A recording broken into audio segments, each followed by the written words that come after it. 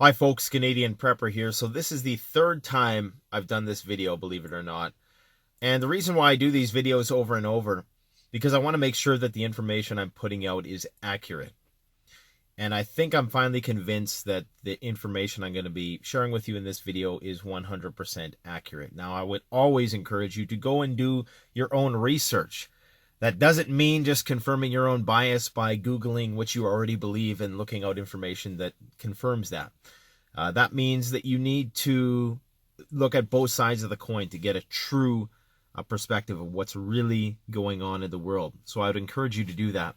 Today we're going to talk about a variety of different sources which are misleading people, intentionally I believe, because this is much, much worse than people really truly comprehend right now. It is out of control. Okay, it's being plateaued in some spots, but we're going to talk about what that really means. Right now, this looming economic crisis with the much lower GDP due to the lack of production of anything really in the last 3 months, the record unemployment, the amounts of debt that people are going to have to take on and governments are going to have to take on to pay for all these stimuluses is going to be staggering. And it is going to lead to one of the biggest recessions, if not possibly depressions, in history. Not just modern history, history. Mark my words. Don't believe all of this bull trap ruse that is going on right now. That's all this is. All of this stuff about how things are getting better and we're going to go back to normal and blah, blah, blah. It's a ruse. I guarantee you it's a ruse.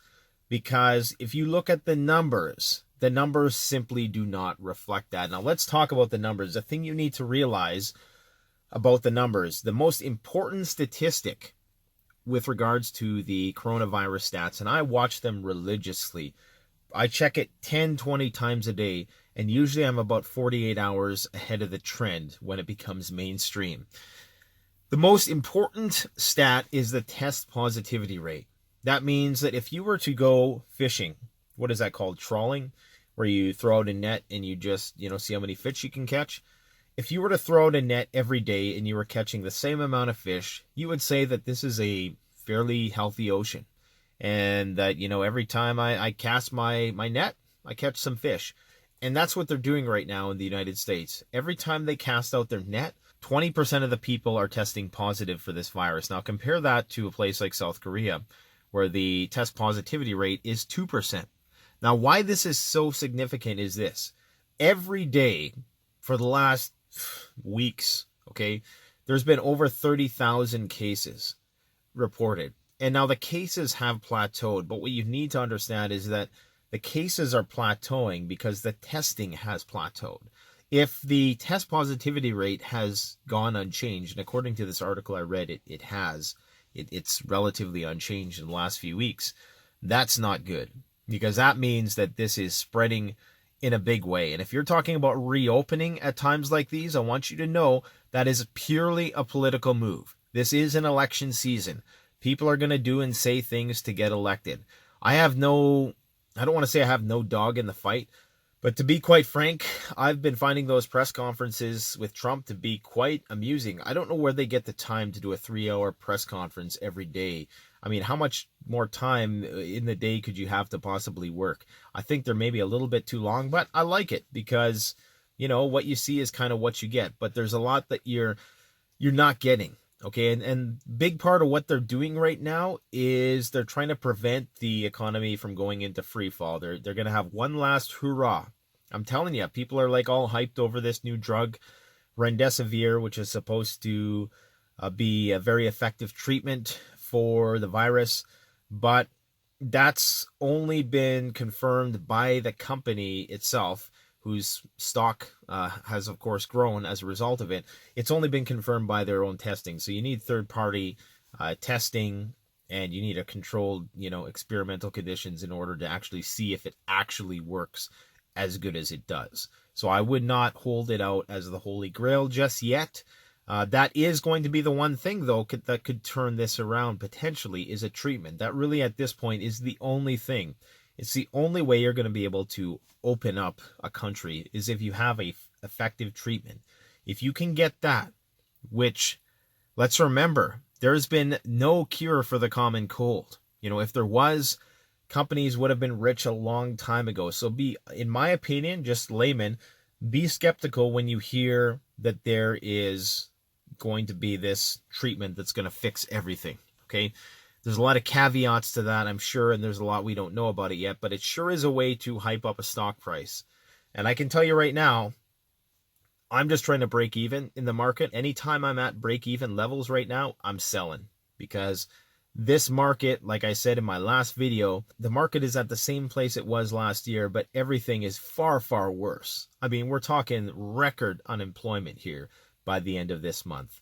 We're talking people who are not going to be able to afford to buy anything aside food.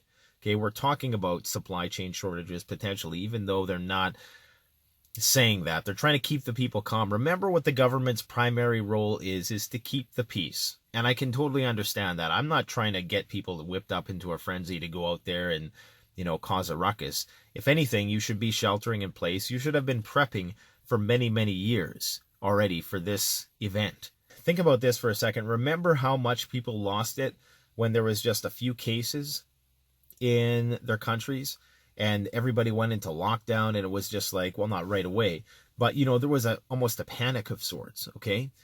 Now there's 700,000. There's 1 million people in the United States who have this. Okay. At least, in the very least, there's probably 1% of the population that has it. So you have 1 million people who have this, 30,000 cases reported. Remember, it's all about the net we cast. So that means if we were to test twice as many people, we would be getting twice as many positive results. And now people are so desensitized to the fact that between 2,000 and 3,000 people are dying every day in one country that they're wanting to reopen the economy. Now, look, I understand that people have lost their jobs and that people need to get back to work. We need to be more surgical in our application of a lockdown and a quarantine. That is, I agree with that 100%. You can't treat one state within the United States like another, just like you can't treat one province like another in Canada. They're such vast countries, which are demarcated by geographical differences and demographic differences. You can't just have a one-size-fits-all approach to everything. You need to be surgical in your application of this social distancing enforcement. It's not like a country like Italy where there's a relatively homogenous culture. It's a smaller land mass. People are perhaps they live closer together, generally speaking. This is why federal initiatives on a scale that large might not yield very positive results. And it's going to piss off a lot of people.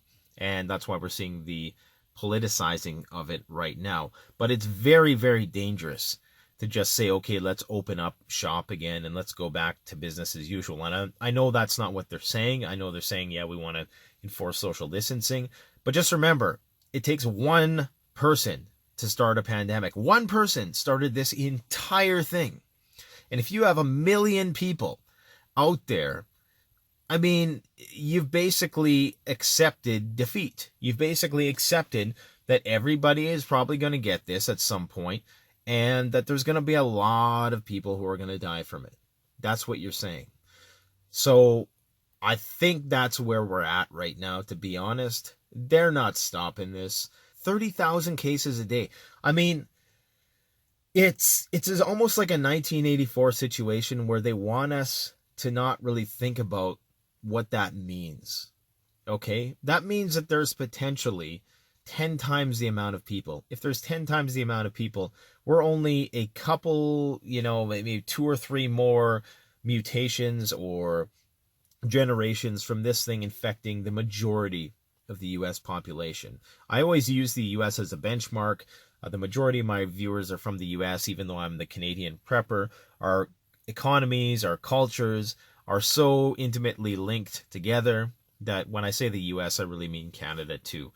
Even though Canada has, in this case, somehow, and it's baffling to me, I think it might have something to do with the weather thus far, somehow has a much lower ratio of cases than the U.S. right now. So it's my belief that they're doing anything they can right now to keep the economy stable, because this economy does not reflect reality. at all. You can see the effects of how volatile it is when there's a bit of speculation about a possible treatment, which, is highly suspect. And all of a sudden the stock market is up 500 points. I'm telling you, that's a dangerous market. When your stock market is up that high and there's so many people out of work and GDP is going to be down significantly, I mean, come on, man. Like they want people, it's like a doublethink. 1984, George Orwell, they want people to doublethink. And you have a case fatality rate in the US closing in on 5%. That's big. Okay, 5%. Remember, initially we were thinking 1%. And even at a 1.5% case fatality rate, you're talking about tens of millions of people dying around the world. If you bump that up to 5%, which of course is probably not the case because there is a lot of asymptomatic carriers. There was a study that came out of Germany recently which demonstrated that. But I don't know the specific criticisms of that study off the top of my head. But I know there was some problems with it, that it was based on the demographics of that particular population. And it didn't take into account the fact that there are multiple strains of this circulating, which have different genetic qualities. So as this spreads around the world, there's many different strains. Some are more virulent than others. So if it was tested on one of the least virulent strains, then that's why it might yield a more seemingly positive result. But that doesn't mean that that's necessarily the case. So anyways, I have a video coming up in the coming week about how to survive the coming economic crisis, because that's what people need to focus on right now. Because I'm telling you, we're damned if we do and we're damned if we don't. The only thing that can turn this around is an effective treatment. They're saying that maybe there's some promise, but who knows? And one thing we do know is that every country that seems to get this gets it worse than the previous one. So I'm suspecting that next we're going to see, after the United States, they're going to pass the torch on to somebody else. And, it hasn't been resolved in Italy. There's still 3,500 new documented cases a day. Spain, the same thing, 5,000, 6,000 new cases a day. So they're just barely holding on. I mean, once you start getting that many cases a day, you may be able to flatten the curve because of the fact that, you have it in lockdown and not everybody is driving and getting injured at work. And so there's less hospital admissions for those things that you generally would expect in normal peacetime. So you can flatten the curve. But in terms of eradicating the virus, it's almost impossible at that point unless you're welding people into their homes. And that's certainly not what we're doing in North America. And I'm not suggesting that we do that either, okay? But this is a serious matter, and there's a lot of disinformation going on right now. Be very careful. Always go to the source of the information. Don't take my word for this. Go and research this stuff yourself. And, look for be your own devil's advocate and just try to get to the bottom of things. I'm going to be honest. The reason why I don't do live broadcasts is that I'm far too analytical and Socratic in my thinking. I'm a Libra, and I know astrology is bullshit, okay? I don't believe in it, but if there ever was a good way to characterize the way I think, it would be that, okay? I'm constantly trying to see things from both sides in order to get the best picture.